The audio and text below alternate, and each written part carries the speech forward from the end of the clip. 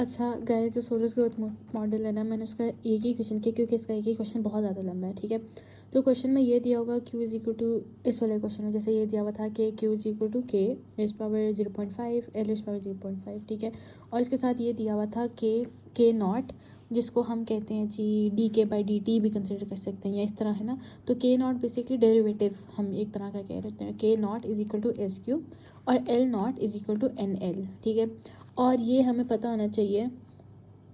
अच्छा, मिस अफशीन ना के यूज़ करवाती हैं रेशोज़ के लिए, मगर मैंने आर यूज़ किया ताकि ना जल्दी समझ आते। के बड़ा कंफ्यूजिंग होता है बेसिकली, इसके लिए हम करते हैं क्या कहते हैं, स्मॉल के यूज़ करते हैं रेशो दिखाने के लिए के ओवर एल की। ठीक है, तो are is equal to K over L.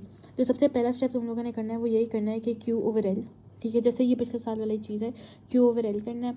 और फिर ये बेसिकली मैंने इसका स्टेप खाया हुआ है, ये एल अगर 0.5 है और नीचे एल है तो माइनस हो जाएगा, मतलब इस तरह हो जाएगा ना, 0.5 ओवर एल है तो ये इसका 1 है, ये माइनस हो जाएगा, माइनस 0.5, तो एल 0.5 उसके डिनोमिनेटर में बचेगा। ठीक है, ये इस तरह हुआ है।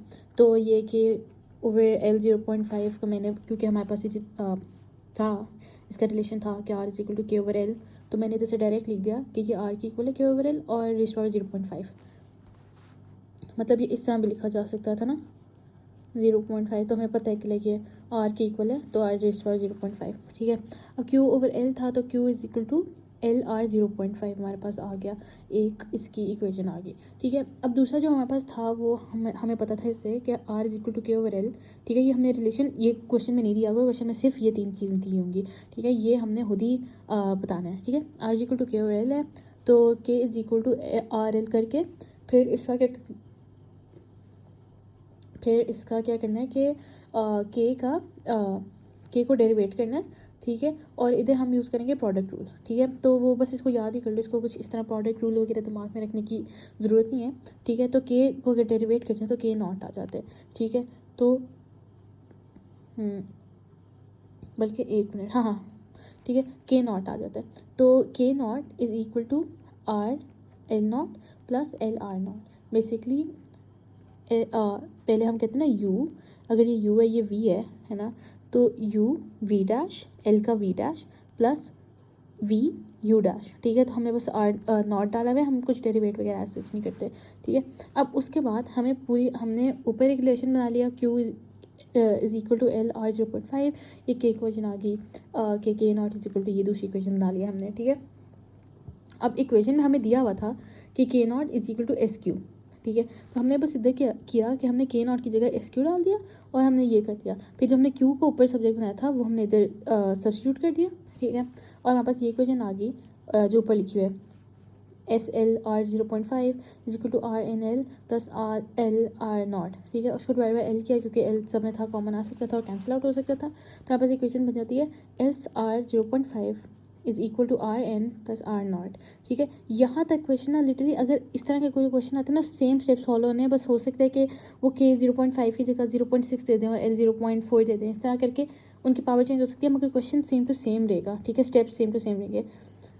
अब उसके बाद उसके बाद हमने ना ये बनाना है कि ये ना डिफरेंशियल इक्वेशन होगी जिसके ऊपर हम बर्नौलीज यूज़ कर सकते हैं। ठीक है, अब ये हमने करना है कि जैसे इधर ना मैंने रिप्लेस कर दिया के को आर को के से, ताकि जो आगे अगर तुम लोग स्लाइड्स भी देख रहे हो तो तुम लोग को थोड़ा सा समझ आ जाए कि मैंने के किस तरह यूज़ किया है।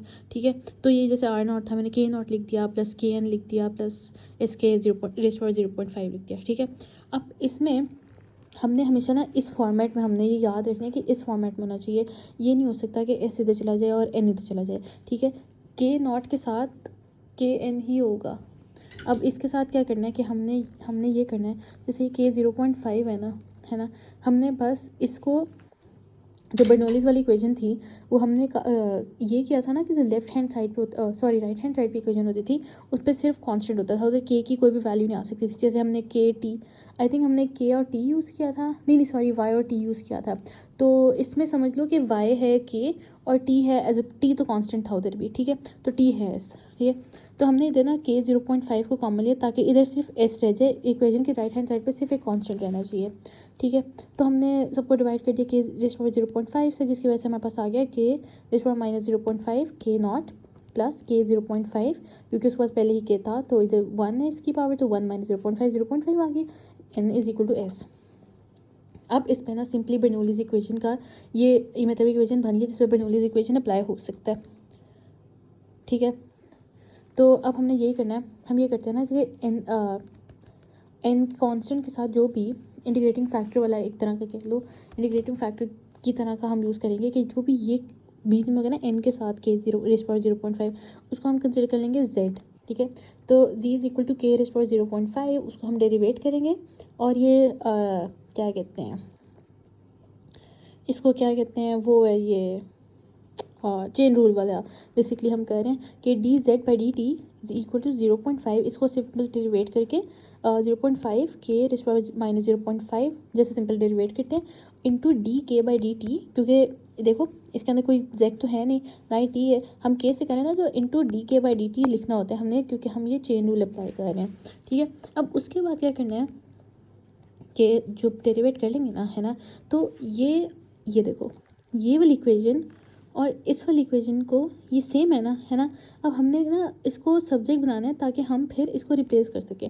अब 0.5 इधर एक्स्ट्रा इधर 0.5 कोई नहीं है, ठीक है। हम 0.5 को इस साइड ऑफ द इक्वेशन ले जाएंगे जैसे इधर हम लेके गए हैं ताकि हम रिप्लेस कर सकें। अब ये देखो 1/0.5 into D Z by D T is equal to K minus 0.5 into D K by D T. Basically हमने उसको इस तरह बनाया ताकि हम इसके साथ उसको सब्स्टिट्यूट कर सकें, ठीक है। अब हम जो फाइनल इक्वेशन है 1/0.5 जो होता है ना वो 2 होता है, तो मैंने बाद में वो 2 लिख लिया था, ठीक है। तो हमने इस वाली इक्वेशन को इन टर्म्स ऑफ जेड करना है। तो ये इसकी इक्वल हमने कहा था, तो हम इसको सिंपली इधर रिप्लेस कर सकते हैं, तो आता 2 into D Z by D T plus Z N इसलिए क्योंकि हमने कहा था कि जेड इज इक्वल टू के 0.5 है, तो के 0.5 की जगह जेड आ गया और Z N is equal to S. अब जो ये है ना इसको हम कन्वर्ट करेंगे ऑर्डिनरी डिफरेंशियल इक्वेशन में, जिसके अंदर हम कहते हैं कि D Z by D T जो भी होती है, ठीक है, इधर जो भी जैसे हम करते होते थे D Y by D T या D K by D T जो भी हम, ठीक है, कहते होते थे, उसके साथ कोई भी कांस्टेंट नहीं हो सकता, ये कुछ भी नहीं हो सकता, ठीक है, क्योंकि ये ऑर्डिनरी डिफरेंशियल इक्वेशन पे हम जा रहे हैं जिस पर इंटीग्रेटिंग फैक्टर वगैरह अप्लाई होगा, ठीक है। तो इधर से हम 2 को कैंसिल आउट करने के पूरी इक्वेशन को डिवाइड बाई 2 कर देंगे, ठीक है, और इधर से ये कैंसिल हो जाएगा, ठीक है। तो सारी पूरी इक्वेशन को डिवाइड बाई 2 कर देंगे जिसकी वजह से D Z by D T रह जाएगा। इधर सॉरी इधर ना हमने वो भी डाल दी, नहीं एक मिनट, इधर 2 आना है। इधर हमने ना सिर्फ वैल्यू डाली थी कि n इज इक्वल टू 0.02 है और s इक्वल टू 0.3, ये भी क्वेश्चन में दिया हुआ था, ठीक है। अब हमने इसको ऑर्डिनरी डिफरेंशियल इक्वेशन बनाने के लिए डिवाइड बाई 2 कर दिया पूरी इक्वेशन को, तो D Z by D T रह गया प्लस 0.01 जेड आ गया इज इक्वल टू 0.15 आता है, ठीक है। अब ये क्योंकि ऑर्डिनरी डिफरेंशियल इक्वेशन है इस पर इंटीग्रेटिंग फैक्टर लग जाएगा, ठीक है। और वो हमें पता है कि जो भी इधर हो वैल्यू जी के साथ इस वक्त जो भी वैल्यू है उसको हम इंटीग्रेटिंग फैक्टर में हम ये करते हैं ना कि डेरिवेट करते हैं, मतलब ई रेस्ट इसको डेरिवेट करते हैं 0.01 with respect to D T, है ना। इंटीग्रेटिंग फैक्टर में यही होता है ना, तो हमने जब उसको इंटीग्रेट किया with respect to D T तो टी आ गया था साथ, बस सिंपल, है ना। अब इंटीग्रेटिंग फैक्टर को हम पूरी इक्वेशन से मल्टीप्लाई कर देते हैं, वो ये हो गया। अब उसके बाद ये स्टेप होता है ना D by D T into Z, क्योंकि जेड से हम बेसिकली इक्वेशन को लेके जा रहे हैं into its integrating factor is equal to integral of, क्योंकि हमने ये डेरिवेशन का कैंसिल आउट करना होता है ना, तो हम इसको इंटीग्रेशन पे ले जाते हैं और कहते हैं कि इंटीग्रल ऑफ 0.15 0.015 नहीं है 0.15 into e raise power 0.01 T, ठीक है। हम इंटीग्रेट इधर इसलिए करें ताकि हम ये डेरिवेशन को काट सकें इधर, ठीक है।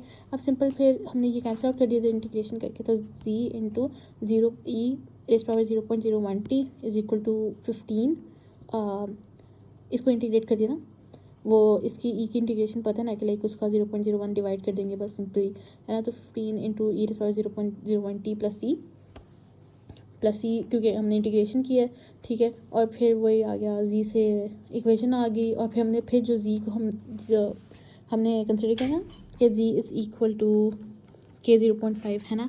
तो इधर हम वापस अब लिखेंगे कि like G is equal to, हम जी को रिप्लेस कर देंगे के 0.5 से, और फिर उसकी ये मैंने कैंसिल आउट बेसिकली किया हुआ है, अगर 0.5 है तो उसका स्क्वायर लेते हैं ना के को सिंपल बनाने के लिए, तो इसलिए उसका स्क्वायर लिया ऐसे, जैसे ये देखो ना के 0 अंडर रूट था 0.5 अंडर रूट ही होता है ना, उसको स्क्वायर करते हैं ना कैंसिल आउट करने के लिए, है ना, तो इसलिए मैंने दूसरी साइड ऑफ द इक्वेशन पे भी स्क्वायर लेना होता है। अब उन्होंने ये दिया हुआ था कि अगर के ज़ीरो है, नहीं सॉरी, के ज़ीरो इज इक्वल टू 16, मतलब जहाँ टी इज इक्वल टू 0 है वहाँ ये इक्वेशन की वैल्यू 16 होगी, ठीक है।